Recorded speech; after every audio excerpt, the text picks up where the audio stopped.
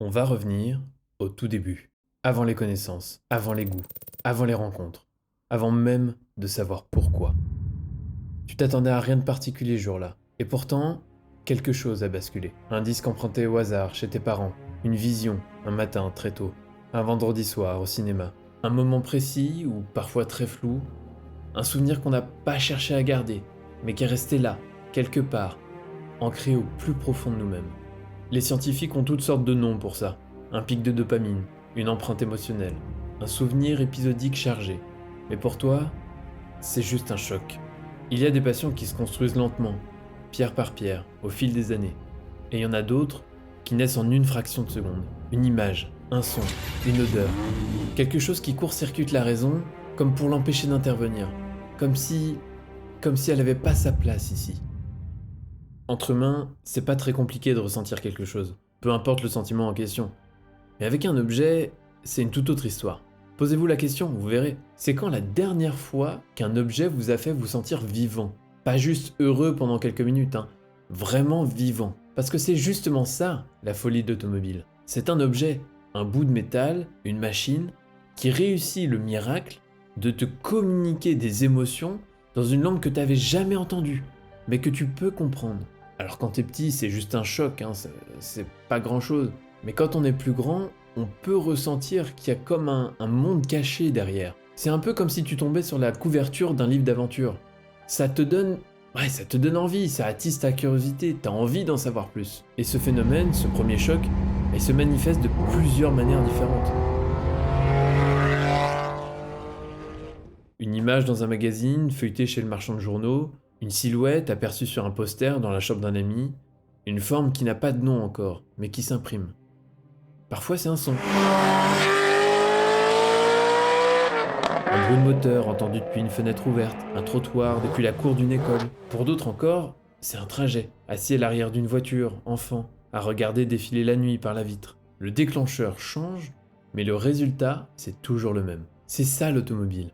Elle prévient pas, elle s'installe, et elle reste.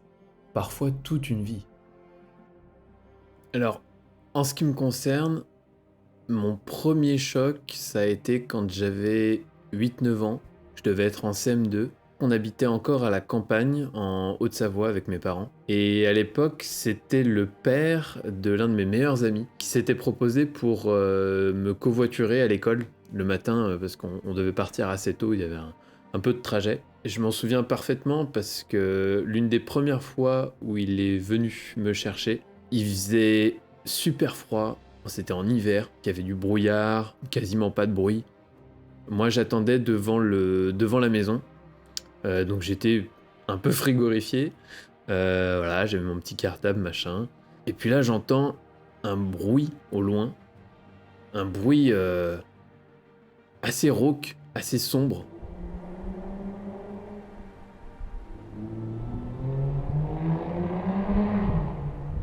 Ce bruit se rapproche, et à ce moment-là, je me doute absolument pas que c'est la voiture de mon ami qui arrive.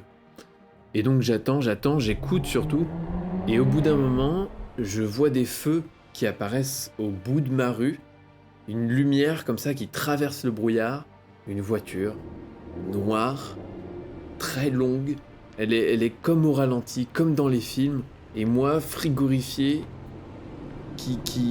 qui observe cette scène complètement médusée, je vois une Aston Martin DB9 noire apparaître devant moi, se garer. Je vois la tête de mon ami à l'intérieur, côté passager, qui me regarde avec un grand sourire. J'ai un vaisseau spatial devant moi qui fait un bruit, mais un bruit, mais sauvage, quoi, de lion très rauque. Mais moi, j'ai 8 ans. J'ai 8 ans et je vois ce truc-là devant moi, je comprends pas ce qui m'arrive. Son père sort de la voiture, prend mon sac à dos, le met dans le coffre et m'installe à l'arrière de la voiture. Et là, c'était particulier parce que même à 8 ans, je pouvais pas me mettre normalement sur les places arrière. Donc j'ai dû lever mes pieds, j'étais en diagonale dans la voiture, les pieds quasiment au niveau de ma tête. L'odeur du cuir, les matériaux, l'ambiance générale est complètement folle. Et là, bah, il démarre.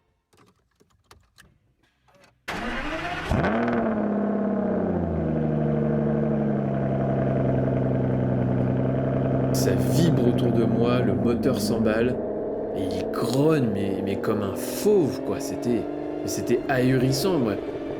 J'ai eu presque peur à ce moment-là, tellement c'était fort, et ça résonne dans toute la voiture, ça me fait vibrer. Je pense que j'avais les frissons, et évidemment, le trajet pour l'école a été le plus beau de ma vie.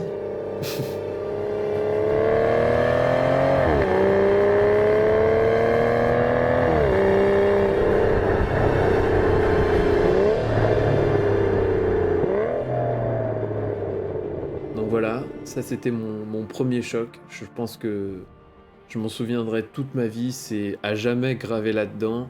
Je remercierai jamais assez le père de mon ami qui m'a permis de vivre ce moment-là comme on en vit très peu. À 8 ans, je comprenais qu'il y avait quelque chose d'assez fou sur cette terre. C'est probablement à ce moment-là que débute ma curiosité pour l'automobile. Et puis derrière, il y aura les magazines, les jeux vidéo, et puis tout ce qui s'en suivra. Mais ça, ce sera pour une prochaine vidéo. Donc mon objectif avec cette série du Guide Passion, ça va être de vous présenter l'automobile à travers les yeux de quelqu'un qui la découvre pour la première fois. Donc vous êtes probablement dans cette situation. Et c'est pour ça que j'ai commencé avec le choc, le premier choc qui mène à la curiosité, qui mène elle-même à la passion. La peur mène à la colère mène à la haine mène à la souffrance. Et derrière, vous verrez que dans les épisodes et donc dans les saisons qui vont suivre, on va explorer l'automobile, ses différents univers, les différents types de passionnés, les différentes voitures. En fait, ça va être, si vous voulez, comme un tuto pour comprendre l'automobile, comprendre que c'est pas juste un monde de purs clichés, qu'il y a plein de complexités, qu'il y a plein de contradictions. Chaque passionné vit sa passion différemment, comme dans n'importe quel autre domaine. Le but ultime, à terme, c'est de vous faire voir l'automobile autrement. C'est de vous faire comprendre pourquoi on en arrive à ce qu'il y ait des millions de gens qui dédient leur vie, leur temps, leur énergie, leur argent, parfois toutes leurs économies, à de simples machines. Et comme j'ai envie que ces vidéos soient aussi des sortes de masterclass, on résumera ensemble les principales notions à retenir à chaque fin d'épisode. Et justement, qu'est-ce qu'on a appris dans cette vidéo? Déjà de 1, l'automobile, plus que n'importe quel autre objet, c'est un déclencheur d'émotions. Du pur plaisir de conduite aux frustrations mécaniques, on ne peut ignorer le lien, parfois très fort d'ailleurs, qui peut unir l'humain à sa machine. En 2, chacun son choc. Un proche, un son, un inconnu derrière un bout de papier, par hasard ou destin, chaque passionné débute son voyage automobile différemment. Et c'est parfait, parce que c'est ce qui fait la richesse de ce monde. Le but, c'est juste de kiffer. Et enfin, dernier enseignement que je veux que vous reteniez dès le début de cette série, c'est que la passion automobile, avant d'être automobile, c'est une passion. Je m'explique. Trop souvent, j'ai entendu que les passionnés de voitures sont des hommes basiques, beaufs, qui pensent qu'au vroom vroom et à rien d'autre. More than you can afford, pal. Ferrari.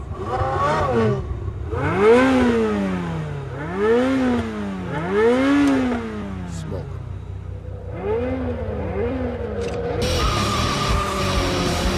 Bon, je vous garantis pas que tout est faux. Oui, il y a beaucoup d'hommes. Oui, certains spécimens parmi eux compensent pas mal de choses.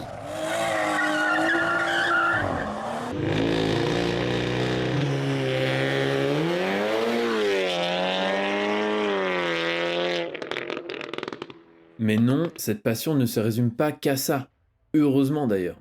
L'automobile, c'est aussi et surtout un monde d'hommes et de femmes séduits par le mouvement, le sport, le design, la mode, l'architecture, la musique, la mécanique, l'analogique, etc., etc. Des personnes qui, comme dans toute passion, n'attendent qu'une seule chose, partager ce qui les rend vivants. Et c'est en ça que l'automobile est extrêmement humaine comme passion. C'est un univers qui rapproche une famille, des amis, des voisins, des communautés, des cultures aux quatre coins du monde. Et ce qui tient tout ça debout, ce qui permet à un instant banal de devenir le départ d'une passion, ce qui rapproche deux personnes dans un rassemblement ou à travers un écran, c'est la curiosité. Laissez-vous surprendre. Laissez l'autre vous apprendre quelque chose que vous ne saviez pas. En bref, restez curieux. À vous tous qui regardez cette vidéo, je vous dis un grand merci pour votre soutien. Et s'il y a des gens parmi vous qui n'y connaissent absolument rien à l'automobile, mais justement restez, cette vidéo et cette série, elles sont faites pour vous. Abonnez-vous pour suivre cette série, likez la vidéo, partagez-la même à vos amis, ça peut être des passionnés, ça peut être des gens à qui justement vous souhaiteriez présenter cette passion, mais vous avez jamais réussi à trouver les mots. Bah voilà, cette série elle est faite pour vous aussi. Je vous souhaite une excellente journée. C'était Mathieu pour Utopia. Ciao.